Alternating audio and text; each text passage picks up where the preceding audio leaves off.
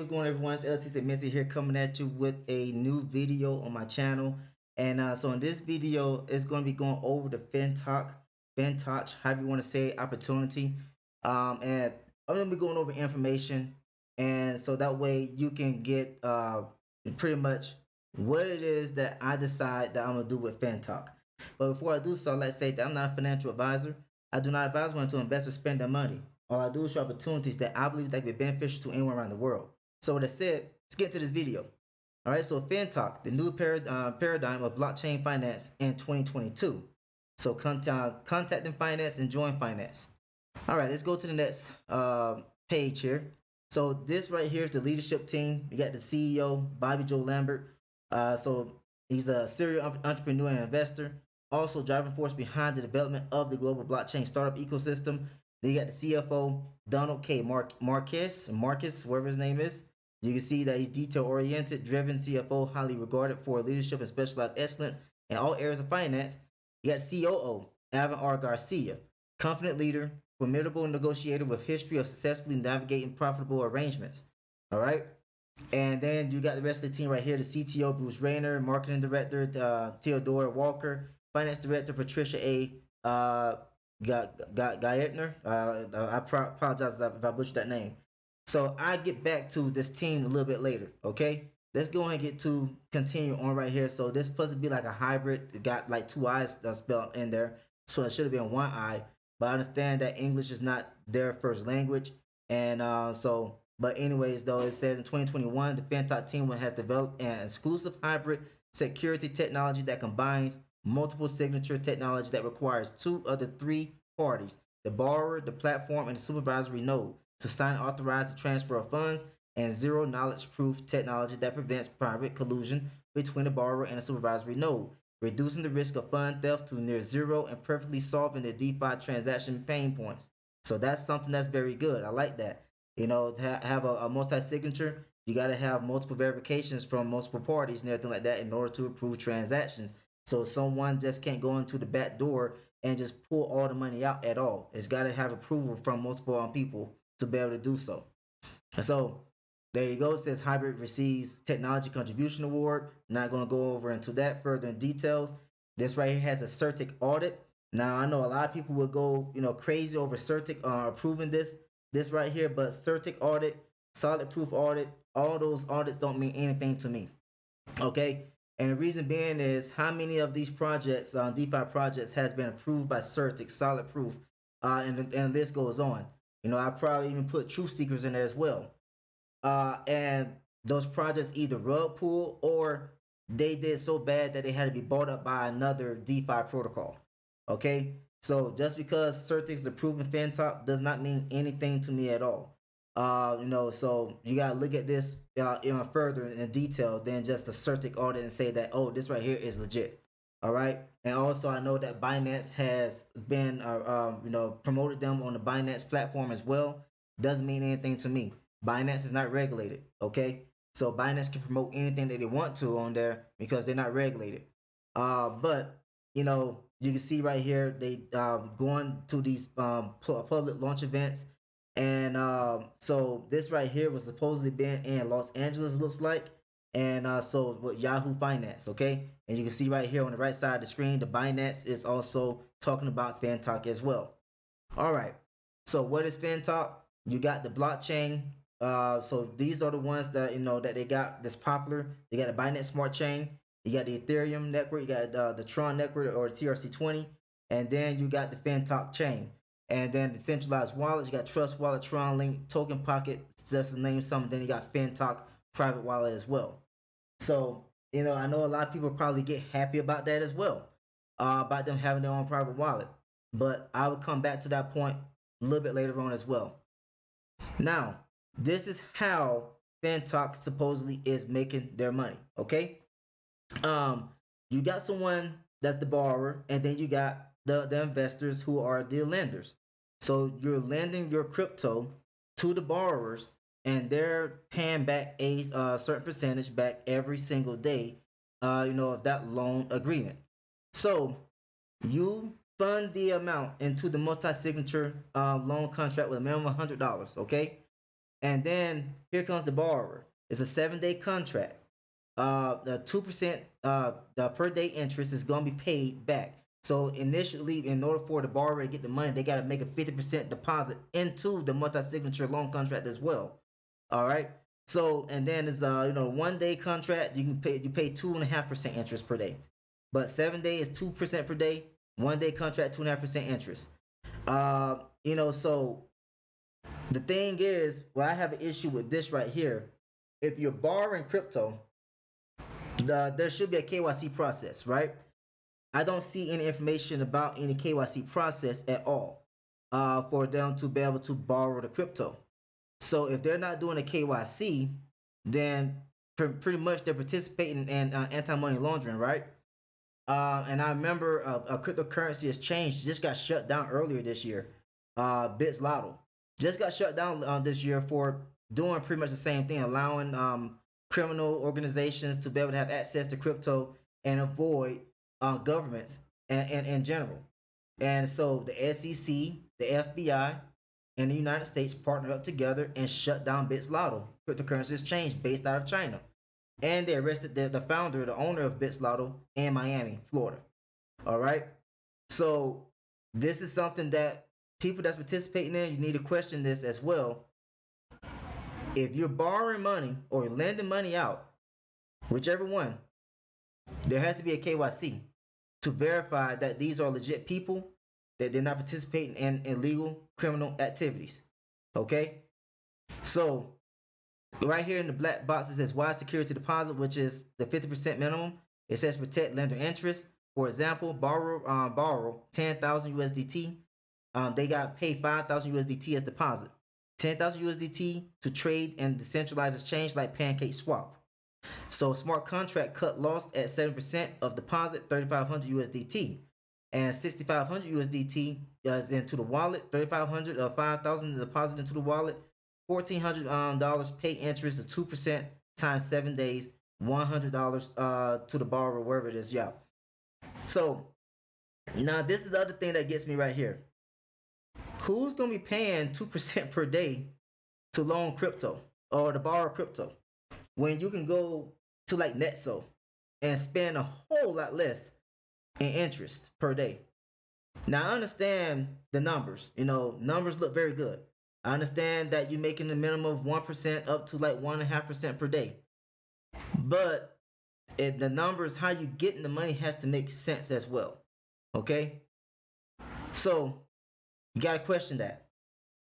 Who are the people who are paying 2% per day to borrow crypto for 7 days a week? So that's 14%. If you do that, 2% times 30, that's 60% per month if they're borrowing crypto every single week. Who is paying 60% per month? Let's go right here. So you got 60% times 12. That's 720% per year that they're paying if they're borrowing crypto every single week. So if you're doing 1-day contracts, that's even worse. So let's do 2.5 times 30. That's 75% per month. And you do this times 12 months. That's 900% interest payout yearly. The best crypto loaning pro platforms and companies out there are not even paying an APY of like more than 15% on average per year. But you got this right here that's requiring people to borrow crypto and spend anywhere between 700 to 900% return and interest per year. That's if they're borrowing money, crypto every single week. Okay? And that's without a KYC as well, apparently. Now, let's keep on going. So this right here is supposed to be the platform that everyone is using. So it's a blockchain peer-to-peer short-term loan financing platform. But again, there's no KYC to verify that you are a credible investor or whatever the case may be. All right, so that's very, very questionable. So this continues on showing you what's going on inside the platform. This is their wallet, being able to swap to different cryptos and all this other type of stuff as well. So now talking about the wallet, it reminds me of something else that I was involved in last year. And then when I finally noticed that the owner or the creator of the project decided to change his mind on everything he had said prior, I was like, it's time to pull the money out. And that opportunity was stable fund or stable scam, how some people call it. And they had their own wallet as well, had their own crypto, and they ended up rug pulling. And I ended up seeing it as a scam, as a Ponzi, in September of last year. By November, yeah, it had already rug pulled the first time, and then they launched another wallet with another crypto, and then they rug pulled again, but like over a month later. So just because something has its own private wallet, has its own crypto, does not mean anything to me either. I said everything needs to make sense. Now, you can see how many people is actually using Fantalk right now to generate passive income, and also they're bringing in a lot of people. See, the thing that I care about the most, I care about if the numbers make sense, the opportunity makes sense, and if it's operating pretty much in more in a legit boundary. Not everything is going to operate completely legitly. Especially in the cryptocurrency space, because cryptocurrency is not regulated. But when you're talking about providing a loan opportunity, there needs to be some type of regulation, right? So the thing that I don't like about it is going to be the people that's going to make the most money with this are going to be people that's building teams. When I look at opportunities, I look for opportunities where people that want to build a team can be able to make money over a long term. And I get it. People be like, well, this has been going on for a year. But when you look at the website traffic just started coming in like the end of last year or something like that. Okay? So I know a lot of people's coming in and it's bringing in a lot of money. So I think that's what's helping this last longer than what it's supposed to. And there's even more people coming in right now. All right, so you pretty much already getting the feeling right now, the sense of what I'm going to be saying about this right here in the end is that pretty much it's going to be a no for me. But let's keep on going. You can see that they're doing all these Fantalk events, and like they're supposed to be registered in the United States, right? And with the state of California. But all of the events that they're having is always over in Asia. I don't see anything happening in the United States. If you're registered with the state of California, and also talking about getting listed on the Nasdaq, then why are you having any events in the United States at the same time? Then you're saying that you're a DeFi project. If you get listed on the Nasdaq, you'll lose that decentralized aspect of your project, because now you sound like stable fund. Stable fund said the same thing. Michael Prados, whatever his name was, he went by like 2 or 3 different names. He also was stating the same thing. Oh, we're gonna get listed on the Nasdaq and everything like that. But to get listed on the Nasdaq, the owners and the whole team needs to come forth and show all of the numbers, proof that this is legit business to get listed on Nasdaq. So you're no longer decentralized at that moment. No matter what people are saying, if you get listed on Nasdaq, you got to provide documentation, you got to register and all this other type of stuff. You now become regulated for your cryptocurrency that you say that you got, which is the Fantalk coin. Okay, so keep that in mind. And like I said, they talking about getting listed on Nasdaq, but I'm gonna keep on moving on from there because you already know what I said about that. And then here's the referral side. First level, you get 15% of the earnings paid daily. And then second level, you get 10% of the earnings paid daily. And so they got for you to get paid on multiple levels as well, depending on your rank and the structure and the comp plan. And so this is what a lot of people are looking at, being able to take a little bit of money and turn to a lot in like 6 months to a year. But and have people been able to make money with this? Absolutely. I'm not saying that you can't make any money with this opportunity, because people are doing it. It's just that I'm looking at all of the red flags, and I got more to talk to discuss here shortly. But you can see how the rank structure is. You gotta get 5 direct referrals to become a GM, and they gotta have a total team investment of $50,000 USDT. Okay, and then in order for you to get to the VP, you gotta have 2 GMs from different lines. Team investment, total team investment, $150,000. And then the SVP need to have two VPs, 500,000 total team volume. Then the ED, you got to have two SVPs with a total team volume of $2 million. And then for the MD, you need to have two EDs from different lines with a total team volume of 6 million USDT. All right, and you can see how the estimated daily returns will end up panning out as you achieve these different ranks. So this is another thing that you got to question is how can this be sustainable if you're getting paid literally, at a maximum level of $60,000 per day on top of what you deposit as well? How many people? How long would that be sustainable when you look at that amount? And I understand that it has big numbers for you in order to achieve these team volumes and everything like that, but still, you got to question things like this, okay? And then, so this is the referral program continued on, and just showing you an example of the breakdown. And then this right here is like the Zoom schedules and everything like that. So here's the website links for the help and the actual website. All right, so now I went through that. Now let's go through some other information real quick, okay? Now, when you come back up here to the team, because this is the first thing that you want to know. I searched just the first 3 people right here on Google.